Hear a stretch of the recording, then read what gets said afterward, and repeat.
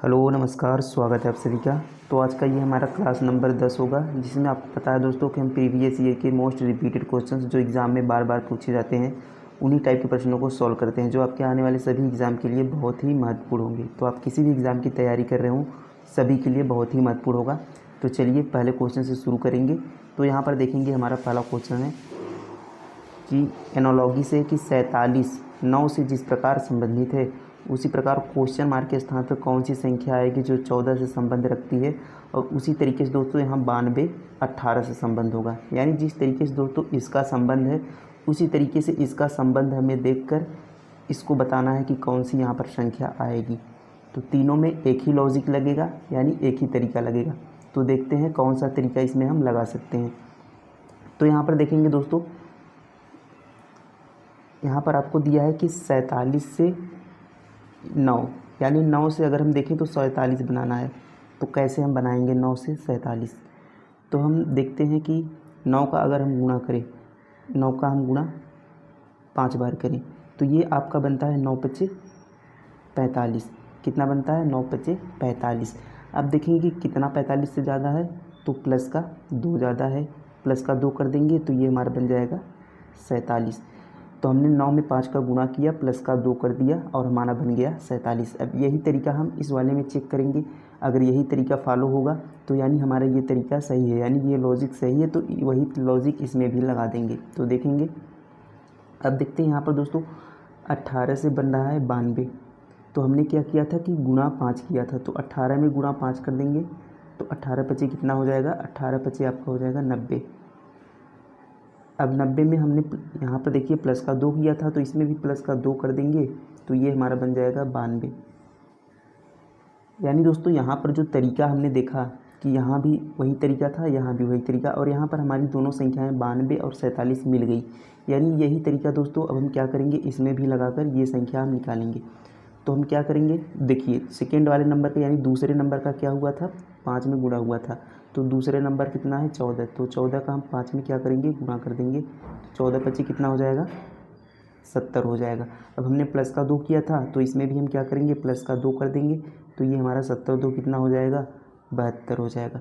तो 72 दोस्तों इसका हमारा राइट आंसर होगा। तो ऑप्शन नंबर ए दोस्तों इसका सही उत्तर हो जाएगा 72। तो इस तरीके से इन प्रश्नों को आपको सोल्व करना है। तो उम्मीद है ये क्वेश्चंस आपको समझ में आया होगा और आपको तरीका पता चला होगा कि किस तरीके से हमें क्वेश्चंस को सोल्व करना है। तो चलिए इसी प्रकार अगला क्वेश्चन देखेंगे। अब देखिए दोस्तों, यहाँ पर नेक्स्ट क्वेश्चन है, ये भी हमारा एनालॉजी से बनता है।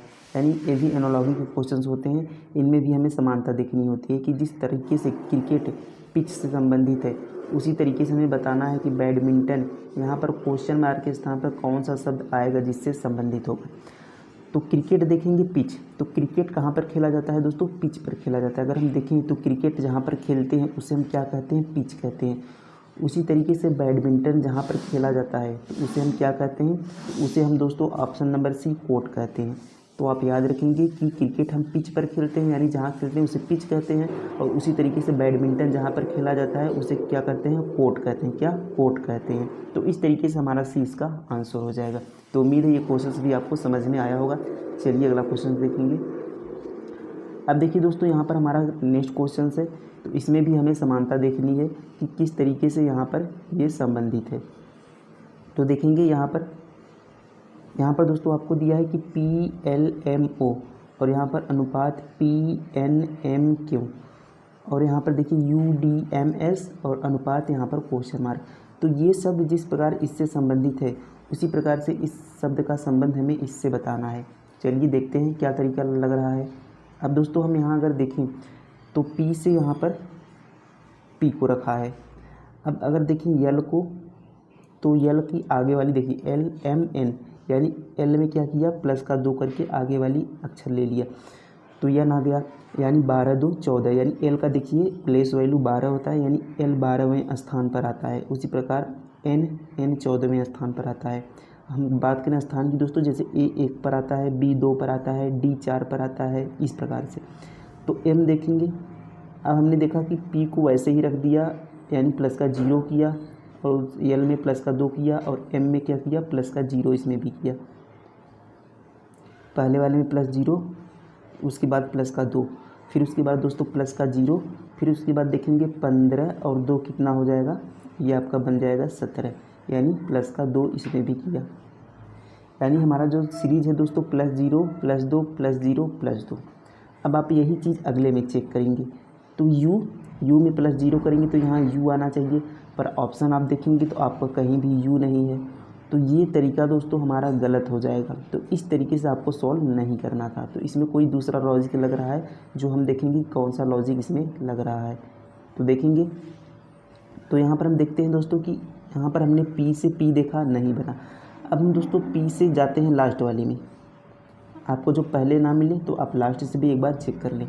तो हम देखेंगे P से क्यों, तो P से क्यों पर जाने के लिए प्लस का 1 करना होगा। देखिए, क्योंकि P के बाद क्यों आता है, यानी P की अगली अक्षर क्या है, क्यों, P क्यों, इस तरीके से। अब L है, अब L के बाद क्या आता है दोस्तों, M आता है, L M, यानी इसमें भी क्या हुआ, प्लस का 1 हुआ। अब देखेंगे M से N, यानी इसमें भी क्या हुआ, प्लस का 1 हो गया। और O से P, यानी इसमें भी क्या हुआ दोस्तों, प्लस का 1 हुआ, यानी एक एक अगली अक्षर लिखा गया है। तो इस तरीके से हमने देखा कि लास्ट से हमारा, यानी शुरू के अक्षर को लास्ट से हम लिखेंगे तो +1 इस तरीके से हो रहा है। तो यहाँ पर देखेंगे जो लास्ट वाला यहाँ पर पहला बन रहा है, तो इस तरीके से यहाँ पर जो लास्ट वाला है ये पहला अक्षर हमारा बनेगा। तो यस की अगली संख्या अक्षर क्या होता है, ST, तो T यहाँ पर आ जाएगा। अब इसी तरीके से M का अगला अक्षर लिखेंगे +1 करके, तो M के बाद क्या आता है, N आता है, MN हो जाएगा। उसी प्रकार D देखेंगे तो D के बाद अगला अक्षर कौन सा आता है, E आता है, यानी D में +1 करेंगे E बनेगा। उसी प्रकार U देखेंगे तो U से +1 करेंगे तो हमारा अगला अक्षर क्या बनेगा दोस्तों, UV आएगा, यानी 22 पर V। तो इस तरीके से हमारा जो यहाँ पर क्रम बन रहा है TNEV, तो ऑप्शन देखेंगे दोस्तों TNEV। तो यहाँ पर हमने देखा कि D से हमारा दूसरा अक्षर बन रहा है यहाँ पर MN, तो इसका जो राइट आंसर होगा दोस्तों TNEV। तो TNEV आपको कहीं यहाँ पर देखिए, TNEV आपका ऑप्शन नंबर D में दिख रहा है। यहाँ पर देखिए, यहाँ पर TNEV, यानी ऑप्शन नंबर D दोस्तों इसका क्या हो जाएगा, सही उत्तर हो जाएगा। तो इस तरीके से इन प्रश्नों को आपको सॉल्व करना था। तो उम्मीद है ये क्वेश्चंस भी आपको समझ में आ गया होगा। चलिए अगला क्वेश्चन देखेंगे।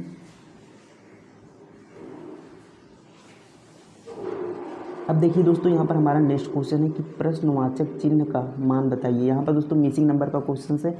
यहाँ पर देखिए जो प्रश्नवाचक चिन्ह है इसका हमें मान बताना है कि इसके स्थान पर कौन सी संख्या आएगी। तो कैसे सॉल्व कर सकते हैं, अब हम देखेंगे। सबसे पहले दोस्तों इसको देखिए, इस तरीके से हम सॉल्व करते हैं और इस तरीके से भी सॉल्व करते हैं, यानी इस तरीके से, यानी हम कहें पंक्ति में और स्तंभ में, यानी इस तरीके से भी सॉल्व करते हैं और इस तरीके से भी सॉल्व करते हैं।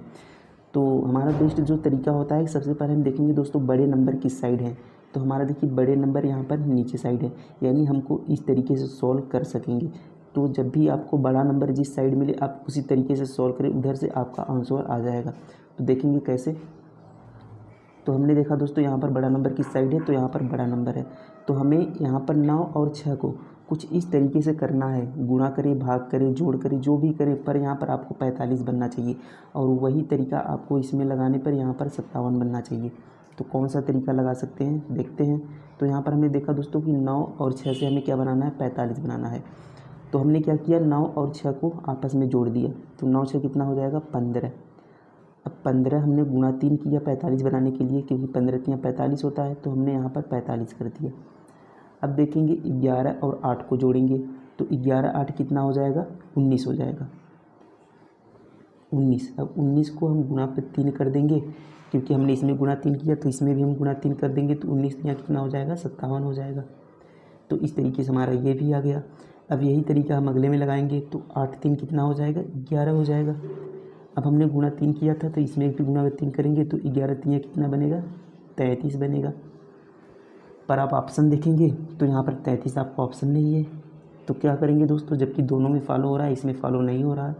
तो यानी कोई तरीका ऐसा है जो कि इन दोनों में लग रहा है और वही तरीका हमें इसमें लगाना था, पर ये फॉलो नहीं हो रहा है। तो क्या आगे हम सोच सकते हैं, तो आगे हम देखते हैं। यानी ये तरीका हमारा नहीं है, तो हम क्या सोच सकते हैं।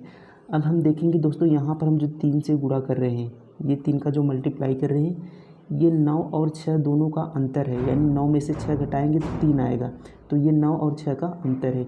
इसी तरीके से अगर हम 11 और 8 को देखेंगे, तो 11 में से 8 जाएगा 3 आएगा। ये जो 3 है ये 11 और 8 का अंतर है। तो इसी तरीके से हम जो इसमें 8 3 11 और गुणा करेंगे तो ये इन दोनों का अंतर होगा। 8 में से 3 जाएगा तो कितना आ जाएगा 5। तो ये इन दोनों के अंतर से मल्टीप्लाई होगा। यहाँ पर देखिए ये 9 और 6 का अंतर है, 8 और 3 का अंतर यहाँ पर 3 है, 11 और 8 का अंतर यहाँ पर 3 है, तो 8 और 3 का अंतर यहाँ पर 5 होगा। अब देखिए 11 का 5 में गुणा करेंगे तो 11 5 55, तो 55 दोस्तों हमारे इसका आंसर होगा, जो कि आपके ऑप्शन नंबर बी में है। तो इस तरीके से इस क्वेश्चन को सॉल्व करना था। तो उम्मीद है ये क्वेश्चन भी आपको समझ में आया होगा और आपको तरीका पता चला होगा किस तरीके से हमें सोचना है। चलिए अगला क्वेश्चन देखेंगे। अब देखिए दोस्तों यहाँ पर हमारा नेक्स्ट क्वेश्चन है ब्लड रिलेशन से। क्वेश्चन है, देव ने एक बूढ़ी औरत की तस्वीर की ओर इशारा करते हुए कहा। देखिए यहाँ पर देव है, कोई बूढ़ी औरत है, उसकी ओर इशारा करते हुए देव कह रहा है वह मेरी पत्नी, देव की पत्नी, इस तरीके से हम बना लेते हैं। यहाँ पर देव की पत्नी है तो यहाँ पर हम इसको माइनस रखते हैं ताकि हमें पता चले कि ये फीमेल है, और यहाँ पर हम प्लस रखेंगे ताकि ये पता चले मेल है। तो देव की पत्नी ये हो गई, और यहाँ पर बराबर का साइन हमें ये पता चलता है कि ये पत्नी है। तो देखेंगे पत्नी के बेटे के, देव की पत्नी के बेटे, देव की पत्नी का कोई बेटा यानी देव का बेटा है, तो यहाँ पर हम सन लगा देते हैं, यस, और ये प्लस। अब देखिए कह रहा है कि इशारा करते हुए कहा वह मेरी पत्नी के बेटे, देव की पत्नी के बेटे के दादा की बहन है, यानी देव के पत्नी की बेटे यानी देव के बेटे का दादा कौन होगा, देव के पिता होंगे। तो ये हम बना ले रहे हैं यहाँ पर देव के पिता, यहाँ पर पी कर ले रहे हैं, तो ये थोड़ा हमारे ऊपर हो गया, तो ये हो गए देव के पिता। अब देव की पत्नी के बेटे के दादा ये हो गए देव के पिता, दादा की क्या है, बहन है, यानी वह बूढ़ी जो औरत है वह देव के पिता की क्या हो जाएगी, बहन हो जाएगी। तो यहाँ पर हम उस औरत को यहाँ पर ऐसे बना लेते हैं, और ये है दादी, यानी बूढ़ी औरत है, तो यहाँ पर हमने लगा लिया माइनस का चिन्ह ताकि फीमेल का पता चले। अब पूरा स्टेटमेंट फिर से पढ़ते हैं कि देखिए औरत की ओर तस्वीर की ओर इशारा करते हुए कहा, देव ने कहा वह मेरी पत्नी, ये देखिए देव की पत्नी के बेटे, देव के पत्नी की बेटे के दादा, देव की पत्नी के बेटे के दादा कौन होंगे, देव के पिता, तो ये इसके दादा हो गए, कि दादा की बहन है, तो यहाँ पर ये आ गई बूढ़ी औरत इनकी बहन। तो अब पूछा हमसे कि औरत का देव से क्या संबंध है। अब देखेंगे ये जो औरत है ये देव से किस प्रकार संबंधित है, तो देव के पिता की बहन ये क्या हो जाएगी, देव की बुआ हो जाएगी, क्योंकि पिता की बहन क्या होती है, बुआ हो जाती है, तो इस तरीके से देव के बुआ हो जाएगी। तो आपका ऑप्शन नंबर ए सही हो जाएगा, यानी देव की बुआ हो जाएगी। तो इस तरीके से इस प्रश्न को आपको सॉल्व करना था। उम्मीद है दोस्तों ये सारे क्वेश्चंस आपको अच्छे से समझ में आ गए होंगे कि किस तरीके से हमें एग्जाम में क्वेश्चंस को सॉल्व करना है। तो वीडियो कैसा लगा दोस्तों कमेंट में ज़रूर बताइएगा। Thank you.